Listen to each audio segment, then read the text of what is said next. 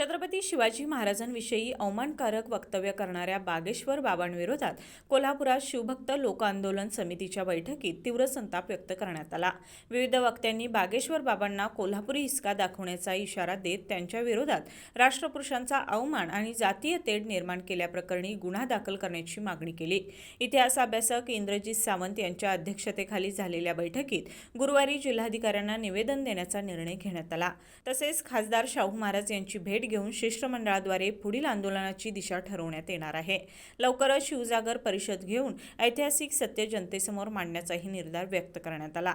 बैठकीत वसंतराव मुळीक, डी.जी. भास्कर, संभाजीराव जगदाळे, शाहीर दिलीप सावंत, चंद्रकांत पाटील, डॉ. विद्या साळोखे, महेश जाधव, शैलजा भोसले आदींसह अनेक शिवभक्तांनी विचार मांडले। यावेळी शिवभक्त लोक आंदोलन समिती स्थापन करण्याची घोषणा करण्यात आली। विविध क्षेत्रातील कार्यकर्त्यांनी मोठ्या संख्येने उपस्थित राहून शिवरायांच्या सन्मानासाठी लढा उभारण्याचा निर्धार यावेळी व्यक्त करण्यात आला।